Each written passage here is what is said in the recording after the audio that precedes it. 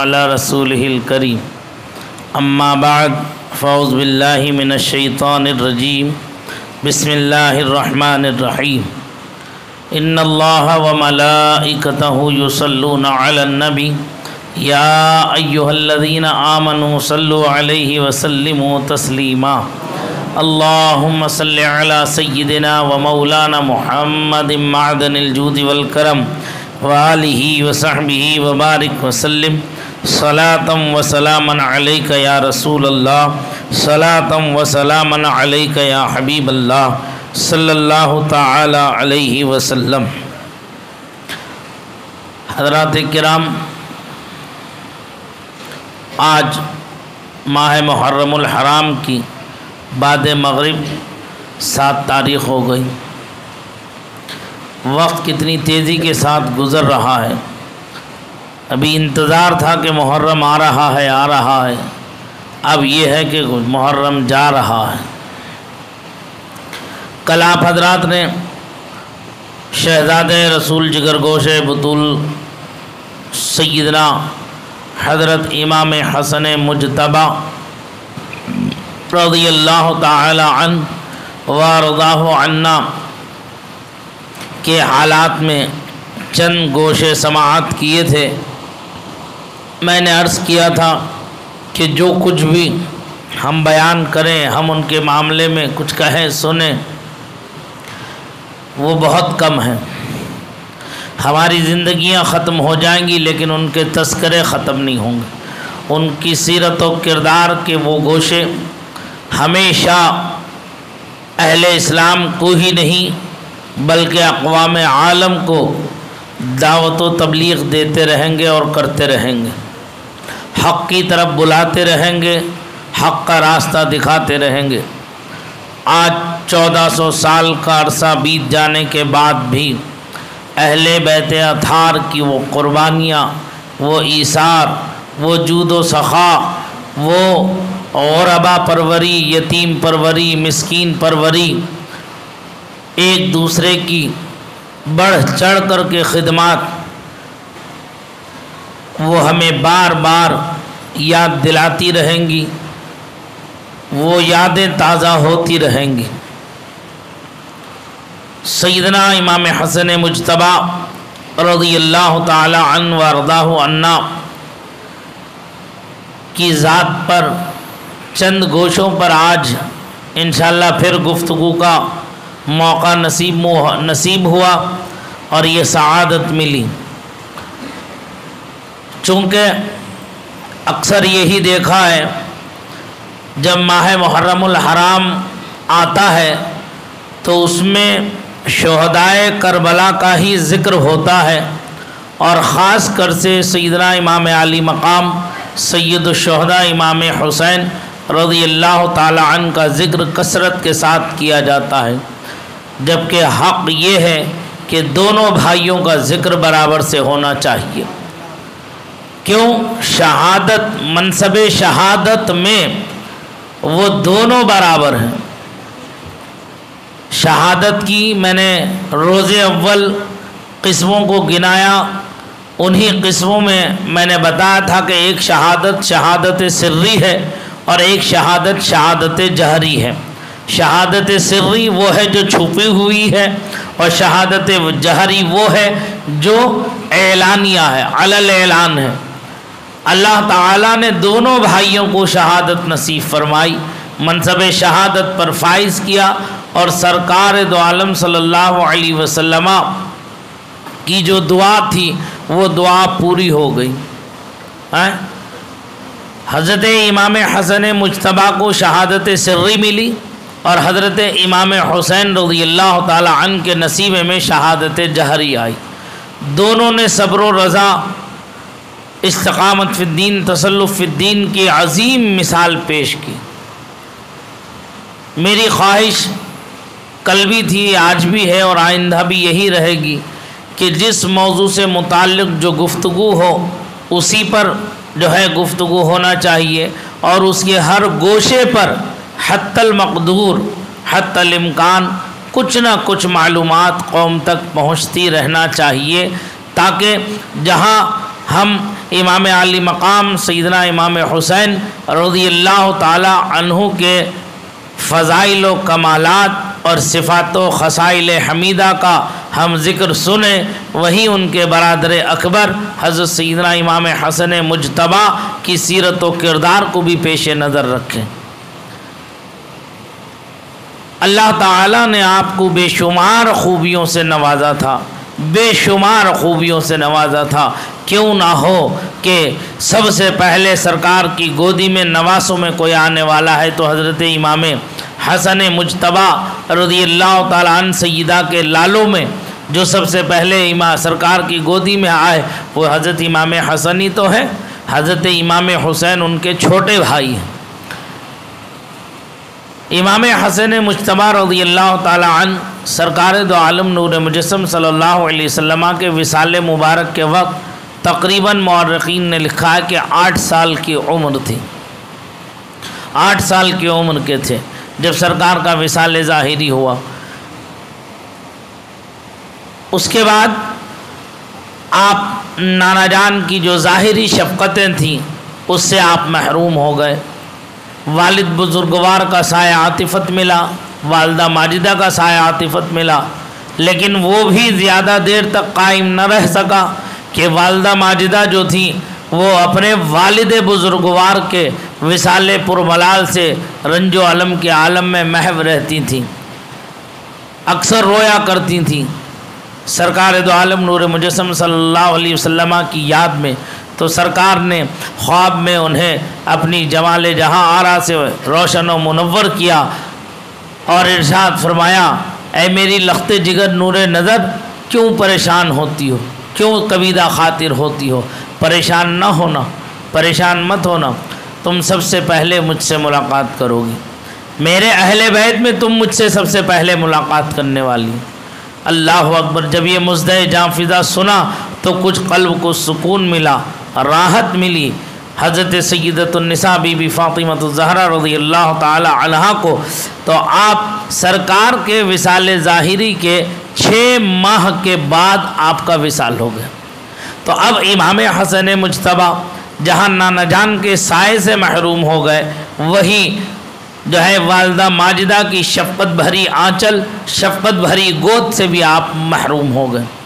والدہ ماجدہ کا سایہ آپ کے سر مبارک سے اٹھ گیا۔ تو اب جو کچھ تعلیم و تربیت رہی، پرورش رہی، والد گرامی کے ذمہ آ گئے۔ سیدنا امیر المومنین حضرت علی مرتضیٰ رضی اللہ تعالی عنہ وارضاہ عنہ نے اپنے شہزادے کی خوب سے خوب تر تربیت فرمائی، اور کیسی تربیت فرمائی، وہ جس کی دنیا مثال پیش کرنے سے قاصر ہے۔ ایسی تربیت، ایسی ان کی تعلیم فرمائی کہ آپ کی زندگی کا ہر گوشہ، ہر حصہ جو ہے الگ نمایاں نظر آتا ہے۔ ظاہر سی بات ہے، کسی کی خامیاں دیکھنا ہو یا کسی کو خوبیاں دیکھنا ہو تو اس کے کردار و عمل کو دیکھ لو، اس کے کردار و عمل کو دیکھ لو، تب پتہ چل جاتا ہے کہ اس کی کیا خامیاں ہیں اور کیا خوبیاں ہیں۔ اسی لیے بزرگوں نے فرمایا ہے کہ جب تم کہیں رشتہ کرنے جاؤ، شادی کرنے کے لیے جاؤ، لڑکا یا لڑکی دیکھنے کے لیے جاؤ، تو جو ہے لڑکا اگر دیکھنا ہے تو لڑکے کے دادا کو دیکھ لو اور لڑکے کے نانا کو دیکھ لو کہ ان کا کیریکٹر کیسا ہے، ان کا کردار کیسا ہے۔ کیوں؟ اور لڑکی کو دیکھنا ہے تو لڑکی کی نانی کو دیکھ لو اور لڑکی کی دادی کو دیکھ لو کہ ان کا چال چلن کیسا ہے، ان کا لیل و نہار کیسا ہے، صبح و شام کیسا ہے، تعلقات روابط ایک دوسرے میں کیسے ہیں، اچھے ہیں کہ برے ہیں۔ یہ سب معلوم ہو جاتا ہے کہ ہر گھر کی کہانی آج چھپی نہیں ہے، گھر کی کہانی جو ہے وہ چھپی نہیں ہے۔ مٹکا بھر کے چوراہے پر پھوڑنے کے لیے لوگ تیار بیٹھے رہتے، بس ذرا سی انہیں شے مل جائے پھر دیکھو پورے خاندان تک کا چٹھا نکال کے رکھ دیتے ہیں بیٹھ کر کہ وہ یوں ہے تو یوں ہے تو یوں ہے۔ غیبت کرنے میں اگر آ جائیں یہ لوگ تو جو ہے کپڑے اتارنے میں کوئی کسر نہیں چھوڑتے، ننگا کرنے میں بیچ چوراہے پر کسی کی کوئی کسر نہیں چھوڑتے، کوئی رعایت نہیں برتے، اپنے گریبانوں میں جھانک کر کے نہیں دیکھتے کہ ہم کیا ہیں، ہمارے گھر کا ماحول کیا ہے، ہمارا خود کا حال کیا ہے، ہمارے بچے ہمارے کتنے مطیع و فرما بردار ہیں، ہماری بیوی ہم سے کتنا خوش ہے، کتنا راضی ہے، اور ہمارے ماں باپ ہم سے کتنے راضی ہیں۔ تو یہ ایسے لوگ ہیں جن کی بیویاں 72 پکڑتی ہیں گھر میں بیٹھ کر، جب گھر میں بیٹھ جاتے ہیں، جب بیویوں کے تانے شروع ہوتے ہیں نا تو یہ چپکے سے گھر چھوڑ کے بھاگ کے آ جاتے ہیں۔ اب بیٹھنے کے لیے کوئی جگہ تو ملتی نہیں ہے، لہذا ہوٹل مل جاتا ہے چائے کا یا پان کی دکان مل جاتی ہے، تو اب وہاں بیٹھے ہوئے اب پان پہ پان چل رہے ہیں اور تیرے میرے گھر کی غیبتیں چل رہی ہیں، چائے کے دم پہ دم چل رہے ہیں اور تیرے میرے گھر کی غیبتیں چل رہی ہیں۔ اب گھر میں جانے سے ڈرتے ہیں اس لیے کہ بیگم بیٹھی ہوئی لٹھ لیے ہوئے، ابھی گھر میں داخل ہوں گے تو کہیں گی آگے نکھٹو کمائی پوت، کماتا دھماتا نہیں ہے، جو ہے آ کے بیٹھ جاتا کھانے کے لیے دسترخوان پہ، کہاں سے لا کے ڈالوں گی، کہاں سے پکا کے کھلاؤں گی۔ تو ایسے لوگ جو ہے ایک دوسرے کی جو ہے عزتیں نیلام کرنے میں کوئی کسر محسوس چھوڑتے نہیں ہیں، خود اپنے حال کی خبر نہیں ہے، دوسروں کے حال میں جو ہے یہ گھسے پھرتے رہتے ہیں۔ اسی لیے فرمایا کہ دادا نانا کو دیکھ لو، ادھر دادی اور نانی کو دیکھ لو کہ کیسا دونوں کا ماحول ہے، تو اس سے پتہ چل جائے گا۔ کیوں؟ اس لیے فرمایا ہے کہ اچھائیاں بھی 7 نسلوں تک باقی رہتی ہیں اور برائیاں بھی جو ہے وہ 7 نسلوں تک باقی رہتی ہیں۔ کیا وہ اچھائیاں بھی 7 نسلوں تک رہتی ہیں اور برائیاں بھی 7 نسلوں تک رہتی ہیں۔ تو اس لیے دیکھ لو، خوب چھان پھٹک کر لو کہاں رشتہ کرنے جا رہے ہو، پیسے کی خواہش میں، دولت کی خواہش میں، حسن و جمال کی خواہش میں، اور پیار و محبت کے اندھے پن میں، خاندان کے حسب و نسب و فخر میں، کہیں ایسا نہ ہو کہ کسی گڈھے میں جا کر کے گر جاؤ، کسی ایسے گھر میں جا کر کے گر جاؤ جس گھر کا کیریکٹر اچھا نہ ہو، پھر اپنے گھر کے ماحول کو بھی تم پراگندہ کر لو گے، اپنے گھر کے ماحول کو بھی تم خراب کر لو گے۔ اسی لیے آقا نے ارشاد فرمایا حدیث پاک میں کہ عورت کو اگر دیکھ رہا ہے تو 4 چیزیں دیکھی جائیں۔ نمبر 1 اس کا حسن و جمال، نمبر 2 اس کا حسب و نسب، نمبر 3 اس کی دولت، اور نمبر 4 اس کی دینداری تقوی پرہیزگاری۔ آقا فرماتے ہیں کہیں حسن والیوں کا حسن تمہیں دھوکے میں نہ ڈال دے، کہیں مال والیوں کا مال تمہیں فریب میں نہ ڈال دے، کہیں حسب و نسب کا تفخر تکبر تمہیں دھوکے میں نہ ڈال دے، فظفر بذات الدین، تو تو دیندار کو ترجیح دینا۔ کیوں کہ جب ماں دیندار ہوگی تو اس سے پیدا ہونے والی اولاد بھی جو ہے وہ دیندار ہوگی، جب ماں نماز پڑھنے والی ہوگی تو وہ بچہ جو پیدا ہوگا تو وہ نماز کی برکتوں بھرا دودھ پینے والا ہوگا، ماں روزے دار ہوگی تو روزے کی برکتوں بھرا دودھ پینے والا ہوگا، ماں قرآن کی تلاوت کرنے والی ہوگی تو وہ قرآن کی برکتوں سے بھرا ہوا دودھ پینے والا ہوگا، تب اس کے اندر بھی، اس کی رگوں میں بھی، اس کی نسوں میں بھی اچھائیاں دوڑتی ہوئی ملیں گی اور نیکیاں دوڑتی ہوئی ملیں گی، پھر وہ بچہ بھی بچپنے سے ہی اس کے اندر آثار بزرگی اور آثار دینداری نظر آتے ہوئے نکلیں گے۔ جیسے ہمارے بعض بزرگوں نے تاریخ میں آتا ہے کہ جب تلاوت کے لیے بٹھالا گیا، حضرت سیدنا خواجہ قطب الدین بختیار کاکی رحمۃ اللہ تعالیٰ علیہ کی جب بسم اللہ خوانی ہوئی تو آپ نے جب بیٹھتے ہی حافظ صاحب کو جو استاد تھے انہیں یہ ایک بیٹھک میں 17 سپارے قرآن کریم کے سنا دیے۔ کم سنی کے عالم میں جب بسم اللہ خوانی ہوئی، بزرگوں کا طریقہ تھا 4 سال 4 ماہ 4 دن کا جب بچہ ہو جائے تو اس کی بسم اللہ خوانی کرا دی جائے، چونکہ اتنی عمر میں جو ہے بچہ جب پہنچ جاتا ہے تو بولنے لگ جاتا ہے، جب بچہ بولنے لگ جاتا ہے تو پھر اسے اللہ کا نام، اس کے رسول کا نام اور قرآن کریم کو پڑھانے کا آغاز کر دیا جاتا ہے۔ آج تو بچے میرے خیال سے 2-2.5 سال میں ہی 2 سال 2.5 سال میں ہی شروع ہو جاتے ہیں بولنے کے لیے، لیکن الغرض جب بھی بچہ بولنے لگ جائے، جب کلمات مفردات بولے، توڑ کر الفاظ بولے، تو اسے سب سے پہلے لفظ اللہ اسم جلالت اس کے زبان پر جاری کراؤ۔ کہا جائے کہ کہو بیٹا اللہ اللہ اللہ اللہ، جب بولے تو کہو بیٹا محمد محمد محمد، جب وہ بچہ یہ بولنے لگ جائے اور پھر اس کے بعد جب جوڑ توڑ کر کے جملے بولنے لگے تو اسے سب سے پہلے اس کی زبان پر جاری کرانا چاہیے لا الہ الا اللہ محمد الرسول اللہ صلی اللہ تعالی علیہ وسلم۔ جب اس بچے کی دل کی سادہ تختی پر یہ جملے، یہ کلمات، یہ کلمہ جب نوٹ ہو جائے گا اور پیوست ہو جائے گا، کندہ ہو جائے گا، تو وہ زندگی کے ہر مقام پر استقامت کے ساتھ، تسلف فی الدین کے ساتھ اپنی زندگی کو گزار لے گا۔ اللہ کا خوف اس کے دل میں پیدا ہو جائے گا، اس کے رسول کی محبت اس کے دل میں پیدا ہو جائے گی۔ یہ اسلامی طریقہ کار ہے جو بچوں کو ابتدا سے لے کر کے چلنے کا بتایا گیا ہے۔ پھر جب وہ مفردات بولنے لگے تو جو ہے یہ مرکبات بولنے لگے تو یہ کلمہ اس کی زبان پر جو ہے جاری کرا دیا جائے، تاکہ جو ہے بچہ دیندار ہو، تقوی پرہیزگار ہو، متقی ہو اور اللہ اور اس کے رسول کا وفادار ہو۔ یہ اسلامی تعلیم و تربیت ہے۔ اسی لیے فرمایا کہ جب عورت کو دیکھو، لڑکا ہو یا لڑکی ہو، دیندار دیکھو۔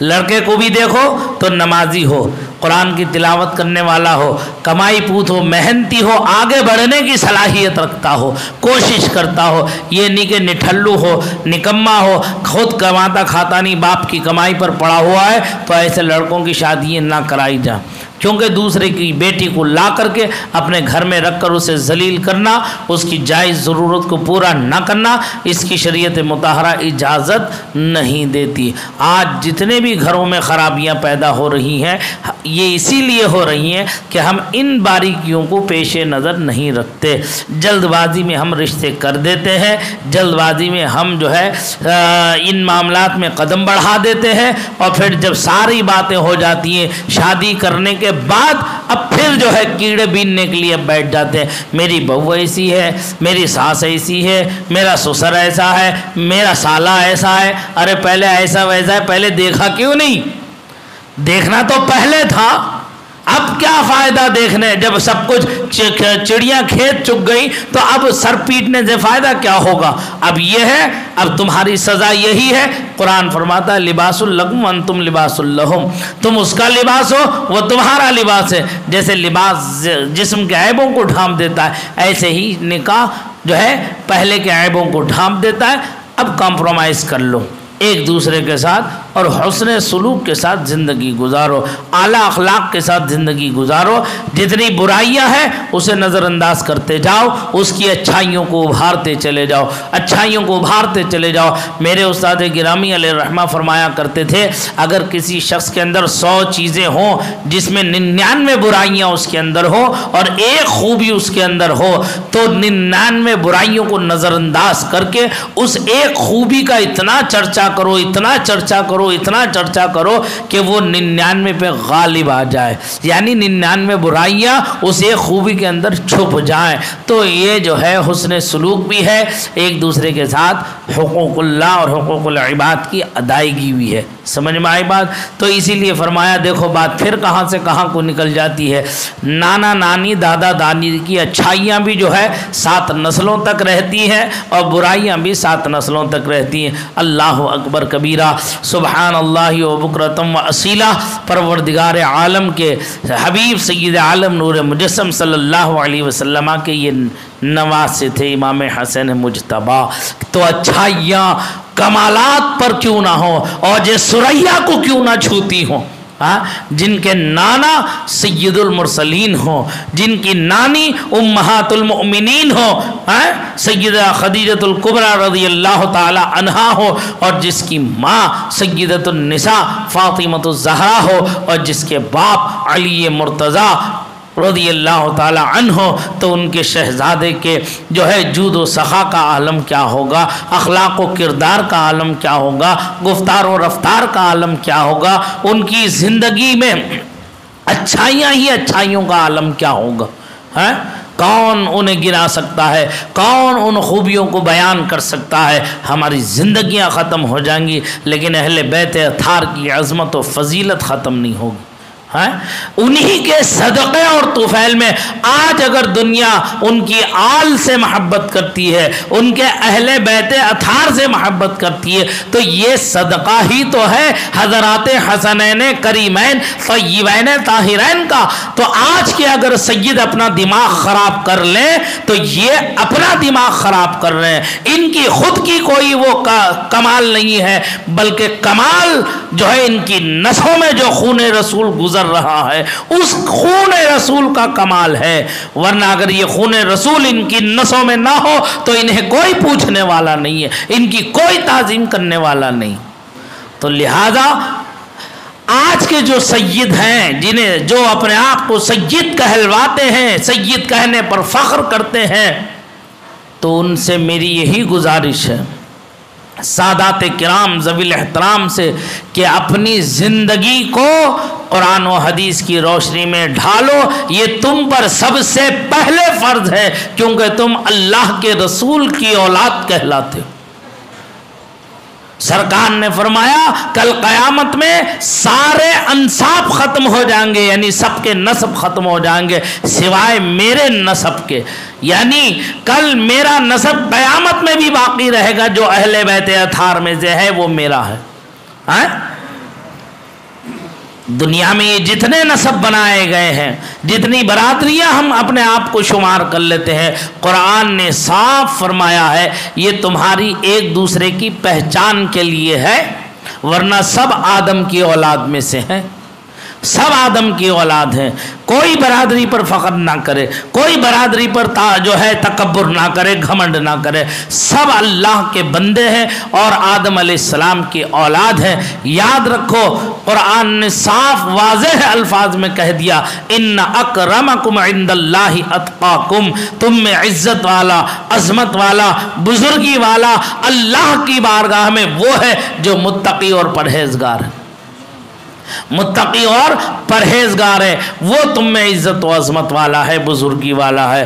لہذا ہمیں چاہیے کہ نسب پر فخر نہ کریں، بلکہ جو سادات کرام ہیں ان کو چاہیے کہ جو فسق و فجور میں مبتلا ہو کر داڑیاں منڈاتے ہیں اور ہیں سید زادے، تو ان سے میری گزارش ہے کہ تمہارے نانا جان کی سنت ہے، سرکار کا فرمان ہے جو میری ایک سنت کو زندہ کرے گا اسے 100 شہیدوں کا ثواب ملے گا۔ تو لہذا چاہیے کہ سنت رسول سمجھ کر کے ہم اسے داڑھی کو بڑھائیں۔ اور جو بے نمازی ہیں، یاد رکھو نماز فرض ہے، وہ کسی پر بھی معاف نہیں ہے۔ جب رسول اللہ صلی اللہ علیہ وسلم نے جو ہے نماز نہیں چھوڑی، جب اہل بیت اطہار نے نماز نہیں چھوڑی، صحابہ کرام نے نماز نہیں چھوڑی، تو ہمیں اور تمہیں کہاں سے معافی کا اعلان مل جائے گا، کہاں سے معافی کی سند مل جائے گی؟ لہذا نماز پڑھنا چاہیے، کثرت سے تلاوت قرآن کرنا چاہیے، جتنا ہم سے ہو سکے ہم قرآن تلاوت بھی کریں اور اس کو سمجھنے کی کوشش بھی کریں، اور جتنا سمجھ لیں صحیح طریقے سے اس پر عمل کرنے کی کوشش بھی کریں۔ یہ سیدوں کے لیے بھی ہے اور غیر سیدوں کے لیے بھی یہی حکم ہے۔ یاد رکھو اللہ کے یہاں عزت و عظمت والا وہی ہے جو متقی اور پرہیزگار ہے۔ اور اس کے ساتھ ساتھ جو ہے ایک بات یہ بھی یہاں فرمائی گئی، بزرگوں نے خاص کر اعلیٰ حضرت امام اہل سنت نور اللہ مرقدہ ارشاد فرماتے ہیں سید اگرچہ بدعمل ہے، سید اگرچہ بدعمل ہے، عمل میں کمزور ہے، لیکن اس کی تعظیم بہرحال واجب ہے۔ کیوں؟ اس لیے کہ اس کی رگوں میں جو خون دوڑ رہا ہے وہ خون رسول ہے، یہ خون رسول کی تعظیم ہے، بذات خود اس کی تعظیم نہیں بلکہ خون رسول کی تعظیم ہے۔ یہ سمجھ میں آ رہی بات؟ تو اہل بیت اطہار کی عزت و عظمت پر ہماری جانیں قربان ہے، ہمارے مال قربان ہے، ہماری آل و اولاد قربان ہے۔ سمجھ میں آ رہی بات؟ یہ تو عوام الناس کے لیے، لیکن سادات کے لیے یہی ہے کہ وہ تقوی پرہیزگاری اختیار کریں، اپنے آپ پر فخر نہ کریں۔ اگر تمہارا کوئی ہاتھ پیر چومتا ہے تو اپنے دماغ کو آسمان کی اونچائیوں پر نہ لے کر کے جائیں، اپنے آپ کو حقیر ہی سمجھیں خود، لیکن اہل ایمان کے لیے فرمایا گیا کہ وہ سادات کرام کی عزت و عظمت کریں، ان سے محبت کریں، کیونکہ یہ قرآن کا فرمان ہے، قرآن کا فیصلہ ہے۔ الا المودۃ فی القربى، قرآن نے فرمایا ہے سوائے اس کے کہ تم میرے اہل قرابت یعنی اہل بیت اطہار سے محبت کرو، میں کوئی اجر جو ہے تم سے طلب نہیں کرتا۔ سمجھ میں آئی بات؟ تو حضرت امام حسن مجتبی رضی اللہ تعالی عنہ کی جو زندگی تھی بڑی عجیب زندگی تھی۔ آپ نے جو ہے بہت اچھے سے زندگی گزاری، اس لیے کہ خلفائے راشدین کے زمانے میں بھی آپ کا وظیفہ مقرر تھا۔ حضرت فاروق اعظم رضی اللہ تعالی عنہ کے زمانے میں جب آپ دیگر اور صحابہ کو وظیفے ملتے تھے، حضرت علی کو وظیفہ ملتا تھا، وہیں حضرت امام حسن مجتبی کو بھی 5000 درہم اس زمانے میں ملا کرتے تھے۔ یہ حضرت عثمان غنی کے زمانے میں بھی رہا، اور پھر جب حضرت علی کا زمانہ آیا تب بھی ان کو ملا، اور پھر اس کے بعد جو ہے جب حضرت امیر المومنین کی شہادت ہو گئی، آپ نے خلافت سے دستبرداری کر لی، تو پھر اس کے بعد بھی حضرت امیر معاویہ نے آپ کا وظیفہ مقرر رکھا، آپ کو وہ وظیفہ برابر ملتا تھا۔ 2 مرتبہ آپ نے کل مال راہ خدا میں خرچ کر دیا، 3 مرتبہ آپ نے اپنے مال کا آدھا حصہ کر دیا۔ اگر آپ کے پاس 2 جوڑ کپڑے ہوتے تھے، 2 جوڑ چپل ہوتے تھے، تو ان میں سے 1 جوڑ رکھتے تھے اور 1 جوڑ جو ہے وہ راہ خدا میں خرچ کر دیا کرتے۔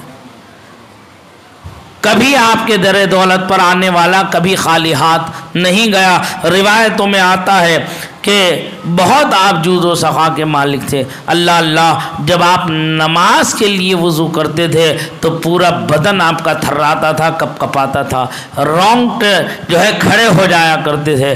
فرماتے ہیں روایتوں میں آتا ہے کہ جب آپ وضو کر کے مسجد میں داخل ہوتے تھے، دیکھو آج ہم بھی آتے ہیں اور ہمارے آقا امام حسن مجتبی بھی آیا کرتے تھے، جیسے وہ داخل ہوتے تھے اکثر روایتوں میں یہ آتا ہے جیسے مسجد کے دروازے کے قریب پہنچتے تو اپنے سر نازنین کو، سر مبارک کو آسمان کی طرف بلند کرتے اور کرنے بات کہتے تھے کہ اے میرے معبود یہ تیرا مہمان ہے، اے میرے معبود یہ تیرا مہمان ہے جو تیری بارگاہ میں ایستادہ ہے، میں لغزش کرنے والا تیری بارگاہ میں جو ناپسندیدہ امر لایا ہوں تو اسے ایسے پسندیدہ میں بدل دے جو تیرے نزدیک پسند ہو۔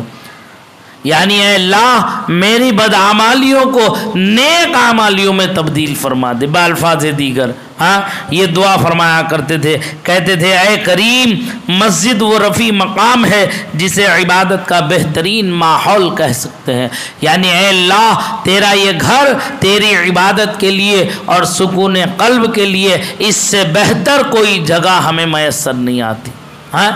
تو یہ دعا مانگتے تھے مسجد کے دروازے پر آ کر، پھر داخل ہوتے تھے اور جب قرآن کریم کی تلاوت فرماتے تھے۔ اسی لیے میں بار بار کہتا ہوں کہ قرآن کی تلاوت کرو، قرآن کی تلاوت کرو۔ دیکھو آج کتنا اچھا لگتا ہے، میں آج دوپہر میں قرآن پاک جو ہے ختم ہو رہا تھا، پڑھتے ہوئے ایک بات ذہن میں آئی، تھوڑا سا دل کو میرے احساس بھی ہوا، تکلیف بھی ہوئی کہ یا اللہ میں نے 10 دن کا اعلان کیا ہے قرآن کریم کی تلاوت کے لیے، اب ہم 10 محرم تک ختم تو کریں گے ہی، ہم سب مل کر کے کرتے ہیں ختم، اور 10 دن کے بعد میں ہم نے یہ ختم اگر روک دیا تو جو برکتیں ہمیں مل رہی تھیں وہ برکتیں ہم سے رخصت ہو جائیں گی۔ اسی بہانے کم از کم ہر آدمی ایک ایک سپارہ تو پڑھ رہا تھا، قرآن کے الفاظ تو اپنی زبان سے ادا کر رہا تھا، قرآن کی برکتیں تو اپنے لیے لوٹ رہا تھا۔ اب 10 دن کے بعد ہم چھوڑ دیں گے تو نہیں معلوم پھر زندگی میں ہمیں کب یہ موقع میسر آئے کہ ہم پھر اس طرح سے بیٹھ کر کے پڑھیں۔ میرا دل اس وقت یہ چاہ رہا تھا کہ میں یہ اعلان کر دوں کہ پورا سال نماز ظہر میں ختم قرآن کریم ہوگا ہماری مسجد میں، تو جو ہے اس کی برکتیں بھی عجیب ہمیں ملتی رہیں گی، لیکن کہیں لوگ جو ہے اکتا نہ جائیں، کہیں بھاگ نہ جائیں، یہ سوچیں کہ لو امام صاحب اور سید صاحب تو ہماری جان کو ہی چپڑ گئے، پیچھے ہی پڑ گئے کہ روز لے کے بیٹھ جاتے ہیں۔ دیکھو لے کے بیٹھتا ہوں تو اس میں میرا کوئی کیا فائدہ ہے؟ فائدہ آپ ہی لوگوں کا ہے، ثواب تو آپ ہی ہی کماؤ گے، اس کا فائدہ آپ ہی لوگے، اس کی برکتیں آپ ہی لوٹو گے، ہاں، لیکن یاد رکھو 10 دن کے بعد بھی آپ لوگ قرآن پڑھنا نہ چھوڑنا، اس کی برکتوں کو نہ چھوڑنا، ہمیشہ قرآن پڑھتے رہنا۔ حضرت امام حسن مجتبی رضی اللہ تعالی عنہ جب قرآن پڑھتے تھے نا، تو جب آیت کریمہ آتی تھی یا ایھا الذین آمنو، جب یہ آیت آتی تھی تو ایک دم جوش میں، خروش میں، محبت میں، وارفتگی کے عالم میں کہتے تھے لبیک اللہم لبیک، اے اللہ میں حاضر ہوں، میں حاضر ہوں، اے اللہ میں حاضر ہوں۔ ہاں، جب یہ آیت کریمہ آتی تھی یا ایھا الذین آمنو، تو محبت میں، وارفتگی کے عالم میں آپ کی زبان سے یہ الفاظ نکل جایا کرتے تھے۔ اور جب آیات غضب آتی تھی تو آپ اتنا روتے تھے، اتنا روتے تھے کہ الامان الحفیظ، خوف و خشیت الہی آپ کے دل میں ایسا گھر کر جاتا تھا کہ آپ کا رونگٹا کپ کپانے لگتا تھا۔ یہ کب ہوگا؟ یہ سرور ہمیں کب ملے گا؟ یہ سرور ہمیں تب ملے گا جب ہم قرآن کو سمجھ کر کے پڑھیں گے۔ سمجھ میں آ رہی بات؟ ہم ایک تو روانی پڑھ رہے ہیں، رواں پڑھنے کا بھی ثواب ہمیں ملے گا، لیکن جب ہم اسے ترجمے کے ساتھ پڑھیں گے تو جو ترجمہ جب ہم سمجھتے ہوئے پڑھیں گے نا تو روحانی ایک الگ کیفیت آئے گی، روحانیت کا ایک مزہ الگ آئے گا، روح کو تازگی الگ ملے گی، ایمان کو جلا الگ ملے گی جب ہم اسے سمجھ کر کے پڑھیں گے۔ جب آیت غضب آئیں گی تو دل ہمارا بھی کانپ جائے گا، جب آیت رحمت آئیں گی تو ہمارا دل بھی مچل جائے گا۔ ہاں، یہ طریقہ حضرت امام علی مقام رضی اللہ تعالی عنہ کا تھا۔ جب بھی تلاوت کرتے تھے تو اس انداز سے پڑھتے تھے، اور جب کبھی عذاب الہی کی سخت وعیدیں جب آتی تھی تو پڑھتے پڑھتے آپ بے ہوش ہو جاتے تھے، بے ہوش ہو جاتے تھے پڑھتے پڑھتے۔ یہ عالم تھا آپ کا۔ کیوں نہ ہو، کیوں نہ ہو، قرآن کو ان سے زیادہ کون سمجھنے والا ہے؟ ان سے زیادہ اس کے اسرار و رموز کو جاننے والا کون ہے؟ آج ہم اہل بیت اطہار کی محبت کا دعویٰ کرتے ہیں، ہمیں استنجا کا طریقہ نہیں آتا۔ ہم اہل بیت اطہار پر فدا ہونے کا، مر مٹنے کا جذبہ رکھتے ہیں، ہمیں وضو کا طریقہ نہیں آتا۔ ہم اہل بیت اطہار سے محبت کرنے کا دعویٰ کرتے ہیں، ہم ایک وقت کی نماز صحیح سے نہیں پڑھ سکتے۔ اگر نماز کے لیے آ بھی گئے تو جلدی سے اٹھ کے بھاگنے کے لیے ہم تیار رہتے ہیں کہ کب ہم مسجد سے باہر نکل کے بھاگیں، کب امام سلام پھیرے اور ہم نکل کے بھاگ جائیں۔ جمعے میں بھی آتے ہیں نماز کے لیے تو اس وقت آتے ہیں جب امام خطبہ بھی پڑھ دیتا ہے اور تکبیر ہونے والی ہوتی ہے، تب ہم آتے ہیں۔ بعضا کم نصیب تو ایسے وقت میں آتا ہے کہ امام سلام پھیرتا ہوتا ہے جمعے کا تو وہ جماعت میں شامل ہوتا ہوا نظر آتا ہے۔ کیوں؟ ایسا کیوں؟ ایسا کیوں؟ ہاں، کیا یہی حق ہے محبت اہل بیت اطہار کا؟ کیا یہی جو ہے طریقہ ہے محبت اہل بیت اطہار کا؟ کیا ہمارے اسلاف نے یہی کیا تھا؟ نہیں، وہ اول وقت مسجد تشریف لاتے تھے، اول وقت مسجد میں ہوا کرتے تھے، اول وقت جماعت میں رہتے تھے، کبھی ان سے تکبیر اولیٰ فوت نہیں ہوتی تھی۔ ہاں، تو اور دعا بھی، جو دعا مخ العبادہ فرمایا، دعا عبادت کا مغز ہے۔ سلام پھیرنے کے بعد جب تک دعا نہیں ہوتی تھی وہ نہیں جاتے تھے۔ آج ہم سلام پھیرتے ہی جلدی سے بھاگ جاتے ہیں، امام دعا بھی نہیں کرتا۔ ایک تنہا اپنی دعا کرنے کا مزہ الگ ہے، ایک جماعت کے ساتھ دعا کرنے کی برکتیں الگ ہیں۔ اس لیے چاہیے ہمیں کہ ہم اس سے پہلے نہ بھاگیں اٹھ کر کے، اس سے پہلے ہم نہ نکلیں اٹھ کر کے، تاکہ ہمیں جو مغز عبادت ہے وہ حاصل ہو جائے، جو مغز عبادت ہے وہ ہمیں حاصل ہو جائے۔ اور حضرت امام حسن مجتبی رضی اللہ تعالی عنہ جب فجر کی نماز کے لیے مسجد تشریف لاتے تھے تو فجر کی نماز سے فارغ ہونے کے بعد قرآن کریم کی تلاوت میں مصروف و مشغول ہو جاتے تھے جب تک کہ سورج طلوع نہیں ہو جاتا۔ طلوع ہونے کے بعد اور 20 منٹ کے بعد آپ نماز اشراق و چاشت پڑھ کر کے جو ہے مسجد سے رخصت ہوا کرتے تھے۔ سمجھ میں آ رہی بات؟ یہ ہمارے اسلاف کی زندگی ہے، امام حسن مجتبیٰ کی زندگی ہے، تو لہذا ہمیں چاہیے کہ امام حسن مجتبیٰ کی زندگی کے ان گوشوں کو بھی ہم پیش نظر رکھیں اور اس پر عمل کرنے کی کوشش کریں تاکہ ہم سے حضرات حسنین کریمین راضی ہوں۔ جوانان جنت کے سردار ہیں، جب جنت میں ملاقات ہوگی یقیناً ہم گناہگار ہیں، بدکار ہیں، سیاہکار ہیں، ہمارے گناہوں کی سزا اگر اللہ چاہے تو ہمیں کوئی روک نہیں سکتا گناہ کی سزا جو ہے، اگر وہ چاہے دینا گناہ کی سزا تو ہم سزا پائیں گے، سزا کے مستحق ہیں۔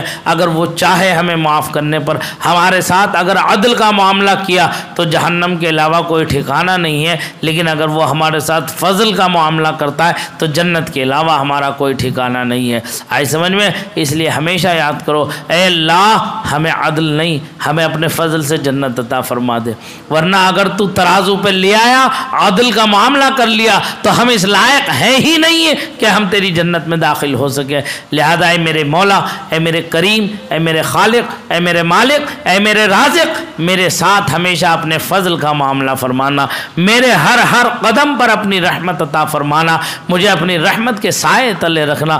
ہمیشہ یہی دعا کرتے رہا کرو، اپنے لیے بھی مانگو، اپنی آل و اولاد کے لیے بھی مانگو، اگرچہ تمہارا بھائی بھتیجا اور تمہاری بہن کیسی بگڑی ہی بھی کیوں نہ ہو، تمہاری اور اگر تمہارا رشتہ ہی منقطع کیوں نہ ہو، ان کے حق میں بھی دعائیں برکت کرو اور یہ دعا کرو کہ اے اللہ انہیں جو غلط فہمی ہو گئی میری ذات سے، تو ہی دلوں کا پھیرنے والا ہے، ان کی غلط فہمی کو دور فرما دے اور واپس سے ہم دونوں کے دلوں میں الفت و محبت پیدا فرما دے۔ یہ ایمانی تقاضا ہے، یہ ایمانی تقاضا ہے، اس تقاضے کو ہمیں ملحوظ رکھ کر کے ہمیں دعا کرنا چاہیے۔ آ رہی بات سمجھ میں؟ حضرت امام حسن رضی اللہ تعالی عنہ کے بارے میں بہت سی روایتیں ہیں، کون کون سی روایتیں میں آپ کے سامنے پیش کروں۔ ایک مرتبہ جو حضرت علی کرم اللہ تعالی، آج ہم کوئی اگر ہمارے گھر پہ دشمن آ جائے ہمارا، ہم اس کے ساتھ کیا سلوک کرتے ہیں بتاؤ؟ کیا سلوک کرتے ہیں؟ گھر میں بیٹھنے بھی نہیں دیتے ہم، اسے دھتکار کے دھکے مار کے نکال دیتے ہیں ہم۔ لیکن ہمارے امام حسن مجتبیٰ کا عمل تو دیکھو، حضرت علی کا دشمن ایک موقع پر وہاں آیا مدینے میں اور اس کے پاس کوئی زیادہ راہ نہیں تھا، کھانے کے لیے کچھ نہیں تھا، اس کے پاس سواری نہیں تھی، تو جو ہے اس نے اہل مدینہ سے سوال کیا تو اہل مدینہ نے کہا اس وقت اگر کوئی فیاض ہے تو وہ ہمارے یہاں جو ہے نواز رسول حسن مجتبیٰ ہے، لہذا تم ان کے دروازے پر جا کر کے دست سوال دراز کر لو۔ وہ شخص حضرت امام حسن کے دروازے پر آتا ہے، وہاں آ کر کے اپنی حاجت پیش کرتا ہے، حاجت رکھتا ہے، تو حضرت امام حسن رضی اللہ تعالی عنہ اس کے کھانے پینے کا پورا بندوبست کرتے ہیں اور اس کی سواری کا پورا اہتمام کرتے ہیں اور کھانا باندھ کر اس کی سواری پر لاد بھی دیتے ہیں۔ تو لوگ کہتے ہیں کہ اے امام، اے حسن مجتبیٰ، اے نواز رسول، آپ جانتے یہ کون شخص ہے؟ یہ آپ کے بابا جان علی مرتضیٰ کا جانی دشمن ہے، آپ نے اس کے ساتھ یہ سلوک کر دیا۔ تو کہتے ہیں سنو سنو، میں نے اس کے ساتھ جو سلوک کیا ہے اس کا اجر مجھے میرا کریم، میرا خالق، میرا مالک، میرا رازق دینے والا ہے، اس کے یہاں اس کا صلہ بہت بڑا ہے، بہت عظیم ہے، یہ دنیا میں جو چاہے کر لے، لیکن میرے لیے آخرت میں تو میرے رب کی بارگاہ میں اجر و ثواب تو ہے ہی یقیناً، یہ اس کا عمل ہے، یہ میرا عمل ہے۔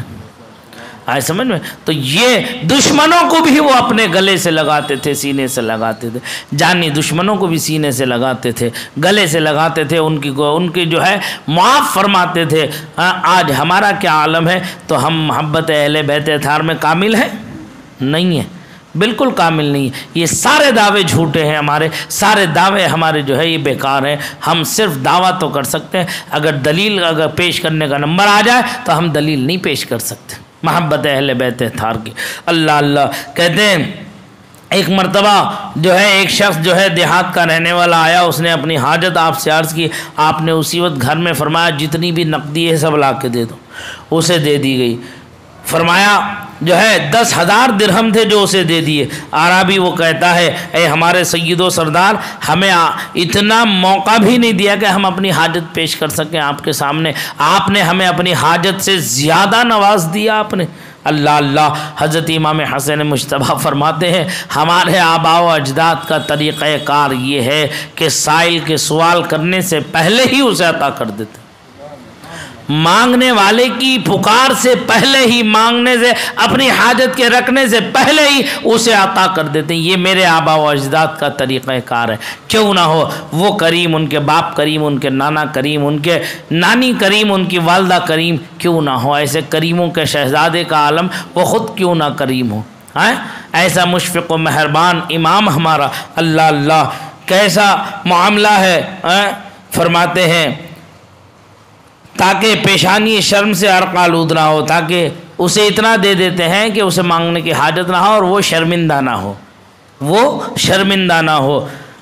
ایک مرتبہ آپ نے دیکھا کہ ایک حبشی غلام ہے، وہ بیٹھے ہوا روٹی کھا رہا ہے، اس کے برابر میں کتا ہے، اس کے برابر میں ایک کتا ہے، ایک نوالا خود کھا رہا تھا وہ، اور ایک لقمہ اس کتے کو ڈال رہا تھا، ایک خود کھا رہا تھا، ایک اس کتے کو ڈال رہا تھا۔ امام حسن مجتبیٰ کا ادھر سے گزر ہوا، آپ نے اسے دیکھا، اس سے پوچھا یہ کیا کر رہے ہو، تم کیوں نہیں کھاتے، تم اسے کھلا رہے ہو؟ تو وہ کہتا ہے کہ مجھے غیرت آتی ہے، میں خود کھا لوں اور اسے بھوکے کو کھلا نہ سکوں، تو مجھے غیرت آتی ہے۔ اللہ اکبر، امام حسن مجتبیٰ کا اتنا سننا تھا، فرمایا تو یہیں بیٹھا رہے۔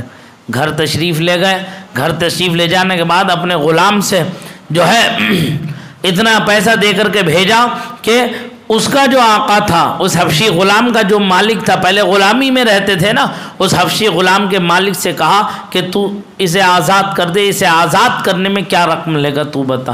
اس نے کہا اتنی رقم چاہیے۔ کہتے ہیں کہ وہ اتنی رقم اسے دے کے اسے آزاد کرا دیا غلامی سے، اور جس کھیت کی، جس باغ کی وہ دیکھ ریکھ کر رہا تھا، وہ باغ اس کے مالک سے خرید کر امام حسن مجتبیٰ نے اسے تحفے میں دے دیا۔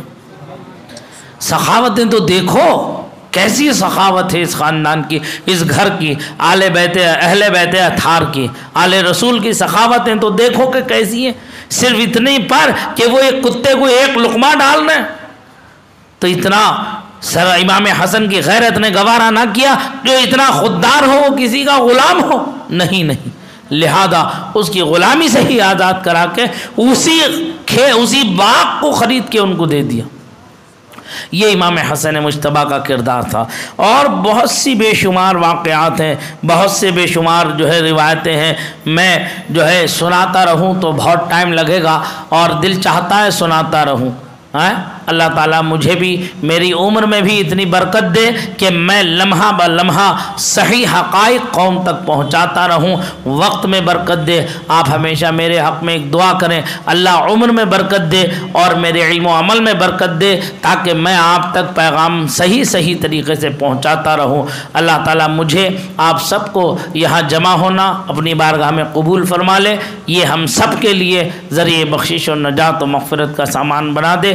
جو کچھ ہم سنتے ہیں اپنے بزرگوں کی تعلیمات و ہدایات کو، اس پر ہمیں عمل کرنے کی توفیق رفیق عطا فرمائے۔ ہمیشہ یاد رکھو، کسی کے ساتھ بغض و عداوت نہ رکھنا، حسد و کینہ نہ رکھنا، کسی کے ساتھ جو ہے دشمنی نہ رکھنا۔ ہاں، جو اللہ اور اس کے رسول کا دشمن ہے اس سے دشمنی رکھنا جائز ہے، لیکن جو کلمہ گو ہے، اللہ اور اس کا رسول کا چاہنے والا ہے، وہ تمہارا ایمانی روحانی بھائی ہے، اس سے حسد اور بغض یہ جائز نہیں ہے، اس سے حسد و بغض یہ جائز نہیں۔ وہ تم پر چاہے کتنی ظلم و زیادتیاں کر لے، اس کا جواب دے اللہ کے یہاں وہ ہے، لیکن تم اپنے دل میں اس کے لیے کبھی کوئی برا خیال نہ لانا، کبھی کوئی برا خیال نہ لانا۔ یہی ہمارے ان اسلاف کی تعلیمات و ہدایات ہے۔ دیکھا آپ نے، حضرت علی کے دشمن کو زیادہ راہ دے دیا، ایسا دیا، ایسا نوازا کہ جو ہے دنیا جس کی مثال نہیں پیش کر سکتی۔ آج ہم بھی چاہیے کہ دشمن کو گلے لگائیں تاکہ وہ دشمنی سے باز آ جائے۔ سرکار نے فرمایا اعن اخاکا ظالما او مظلوما، تو اپنے بھائی کی مدد کر اگرچہ وہ ظالم ہو یا مظلوم ہو۔ صحابہ نے عرض کیا یا رسول اللہ، مظلوم کی مدد تو ہمیں سمجھ میں آتی ہے کہ وہ مظلوم ہے، مستحق امداد ہے، ہمیں اس کی مدد کرنا چاہیے، لیکن ظالم کی مدد کا کیا مطلب ہے؟ ہم ظالم کی مدد کیسے کریں اللہ کے رسول؟ تو آقا فرماتے ہیں مظلوم کو ظلم سے بچا کر اس کی مدد کرنا اور ظالم کو ظلم سے روک کر کے اس کی مدد کرنا۔ سمجھ میں آ رہی بات؟ تو یہ ہے ایمانی بھائی کی مدد۔ اگر وہ ظالم ہے تب بھی اس کی مدد کرو، یعنی اسے ظلم کرنے سے روک دو، اور مظلوم ہے تو اسے ظلم سے بچا لو، یہ مدد ہے۔ اللہ